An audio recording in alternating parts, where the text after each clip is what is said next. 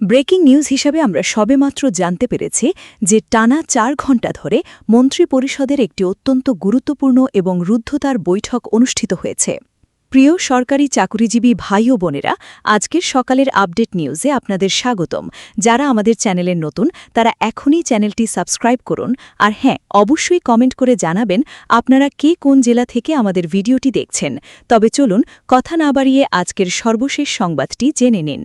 বাংলাদেশ সচিবালয়ের ক্যাবিনেট কক্ষে অনুষ্ঠিত এই ঐতিহাসিক বৈঠকে ১১তম থেকে ২০তম গ্রেডভুক্ত কর্মচারীদের জন্য একটি সম্পূর্ণ নতুন এবং যুগোপযোগী বেতন তালিকা চূড়ান্তভাবে অনুমোদন করেছে মাননীয় মন্ত্রিসভা।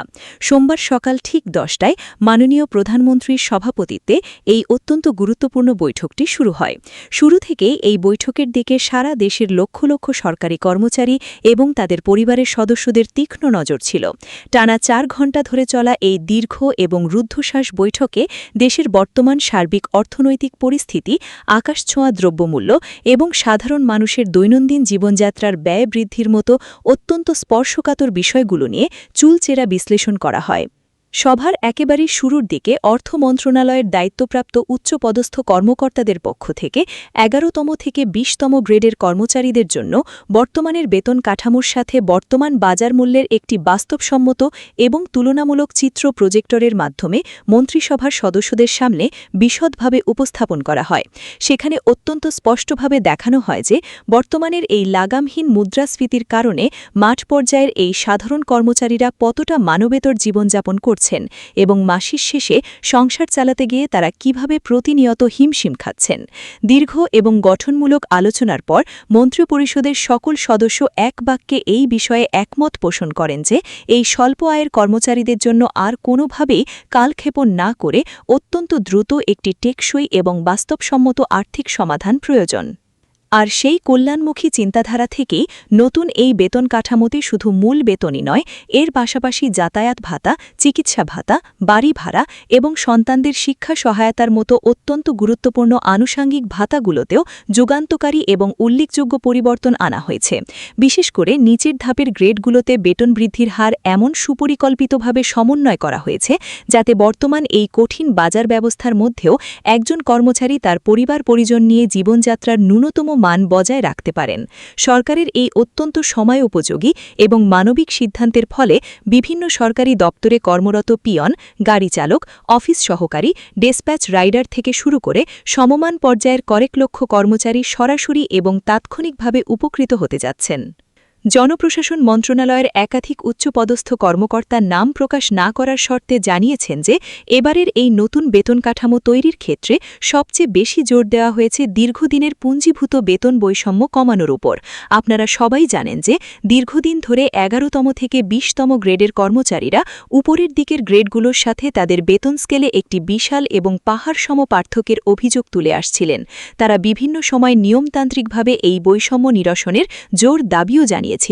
সরকার এবার তাদের সেই দীর্ঘদিনের যৌক্তিক অভিযোগ অত্যন্ত গুরুত্বের সাথে আমলে নিয়েছে, আর সেই কারণেই এবার নিচের দিকের গ্রেডগুলোতে আনুপাতিক হারে অনেক বেশি আর্থিক সুবিধা প্রদানের এক যুগান্তকারী নীতি গ্রহণ করা হয়েছে। সরকারের উচ্চ পর্যায়ের পক্ষ থেকে অত্যন্ত আনন্দের সাথে জানানো হয়েছে যে আগামী ১ মে থেকেই এই নতুন বেতন কাঠামো সারা দেশে একযোগে কার্যকর হবে। মে মাসের প্রথম দিন থেকে কার্যকর হতে যাওয়া এই ঐতিহাসিক ঘোষণার ফলে নিম্ন ও মধ্যম স্তরের সরকারি চাকুরিজীবীদের মধ্যে দীর্ঘদিন ধরে যে চাপা অসন্তোষ এবং হতাশা বিরাজ করছিল তা অনেকাংশেই প্রশমিত হবে বলে দৃঢ়ভাবে ধারণা করছেন সংশ্লিষ্ট বিশেষজ্ঞরা। এটি মূলত চলমান এই অর্থনৈতিক সংকটের সময় সাধারণ কর্মচারীদের আর্থিক কষ্ট নিরসনে সরকারের পক্ষ থেকে একটি বিশেষ এবং অমূল্য ঈদ উপহার হিসাবেই দেখা হচ্ছে। তবে এই বিশাল অঙ্কের আর্থিক ব্যয়ের বিপরীতে রাষ্ট্রীয় কোষাগারের উপর ঠিক কী পরিমাণ বাড়তি চাপ পড়বে তা নিয়েও আজকের এই দীর্ঘ বৈঠকে অত্যন্ত বিস্তারিত এবং পুঙ্খানুপুঙ্খ আলোচনা করা হয়েছে। অর্থ বিভাগের পক্ষ থেকে মন্ত্রিসভাকে আশ্বস্ত করে জানানো হয়েছে যে নতুন এই বেতন স্কেল বাস্তবায়নের জন্য প্রয়োজনীয় অতিরিক্ত বাজেটের সংস্থান ইতিমধ্যে অত্যন্ত সুচারুভাবে রাখা হয়েছে। এছাড়া আগামী দিনগুলোতে রাজস্ব আয় বৃদ্ধির নতুন নতুন খাত তৈরি এবং কর আদায়ের পরিধি বাড়ানোর মাধ্যমে এই আর্থিক ঘাটতি খুব সহজেই পূরণ করা সম্ভব বলে তারা দৃঢ়ভাবে বিশ্বাস করেন। অর্থনীতিবিদ এবং বাজার বিশ্লেষকরা মনে করছেন মে মাস থেকে যখন এই বিপুল সংখ্যক কর্মচারী তাদের বর্ধিত বেতনের টাকা হাতে পাবেন তখন দেশের সামগ্রিক অর্থনীতি এবং বাজারে এর একটি বহুমুখী এবং ইতিবাচক প্রভাব লক্ষ্য করা যাবে। একদিকে যেমন সাধারণ মানুষের ক্রয় ক্ষমতা উল্লেখযোগ্য হারে বাড়বে এবং ব্যবসা বাণিজ্যে গতিশীলতা আসবে, অন্যদিকে বাজারে হঠাৎ করে নিত্যপ্রয়োজনীয় দ্রব্যমূল্যের ঊর্ধ্বগতি যেন না ঘটে সেদিকেও সরকারকে অত্যন্ত কঠোর এবং সার্বক্ষণিক নজরদারি রাখতে হবে। অসাধু ব্যবসায়ীরা যেন এই সুযোগে জিনিসপত্রের দাম বাড়াতে না পারে সেজন্য প্রয়োজনে দেশব্যাপী ভ্রাম্যমাণ আদালতের কার্যক্রম আরও জোরদার করার কথাও বলা হয়েছে। আজকের অনুমোদিত নতুন এই বেতন কাঠামোর সবচেয়ে উল্লেখযোগ্য এবং চমকপ্রদ দিক হল ১১তম থেকে ২০তম গ্রেডের কর্মচারীদের জন্য নির্ধারিত প্রবৃদ্ধির অভাবনীয় হার। দীর্ঘদিনের এই প্রকট বেতন বৈষম্য স্থায়ীভাবে দূর করার সুনির্দিষ্ট লক্ষ্যে সরকার এই নিম্ন ও মধ্যম স্তরের কর্মচারীদের মূল বেতন বা বেসিক স্যালারি এক ধাক্কায় ৭০% হারে বৃদ্ধির চূড়ান্ত এবং সাহসী সিদ্ধান্ত গ্রহণ করেছে। স্বাধীন বাংলাদেশের প্রশাসনিক ইতিহাসে এটি নিঃসন্দেহে একটি বিশাল মাইলফলক হিসেবে বিবেচিত হচ্ছে। বর্তমান এই অস্থিতিশীল বাজার পরিস্থিতির সাথে সামঞ্জস্য রেখে এই বিশাল অঙ্কের বেতন বৃদ্ধির ফলে প্রান্তিক পর্যায়ের লাখ লাখ সরকারি চাকুরিজীবীর জীবনমান যে বহুগুণ উন্নত হবে তা আর বলার অপেক্ষা রাখে না। অন্যদিকে প্রশাসনে কর্মরত উচ্চতর স্তরের অর্থাৎ প্রথম গ্রেড থেকে দশম গ্রেডের কর্মকর্তাদের বেতন বৃদ্ধির বিষয়টি বর্তমান অর্থবছরের এই তাৎক্ষণিক পরিকল্পনায় অন্তর্ভুক্ত করা হয়নি। মন্ত্রিসভার গৃহীত সিদ্ধান্ত অনুযায়ী এই উচ্চপদস্থ কর্মকর্তাদের জন্য একটি সম্পূর্ণ নতুন এবং আধুনিক বেতন কাঠামো আগামী ২০২৬-২৭ অর্থবছরের জাতীয় বাজেটে অন্তর্ভুক্ত করার জন্য আপাতত সংরক্ষিত করে রাখা হয়েছে।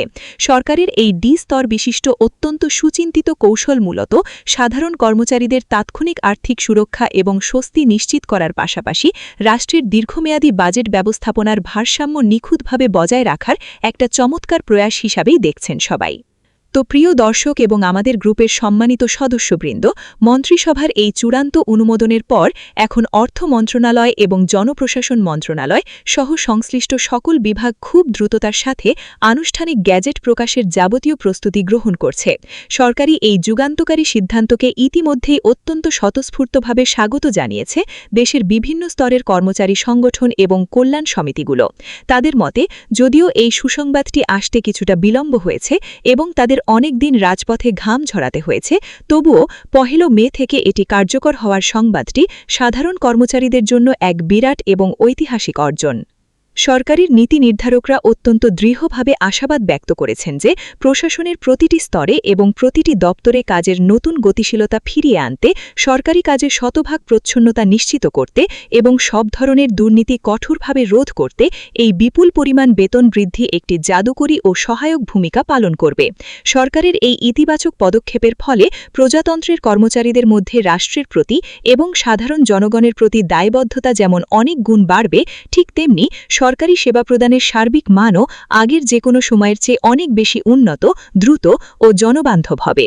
মে মাসের প্রথম দিন থেকেই এই বর্ধিত বেতন কার্যকর প্রক্রিয়া সুচারুভাবে শুরু করার জন্য ইতিমধ্যেই দেশের সবকটি জেলার ট্রেজারি এবং উপজেলা হিসাবরক্ষণ অফিসগুলোতে জরুরি ভিত্তিতে বিশেষ বার্তা ও নির্দেশনা পাঠানো হয়েছে।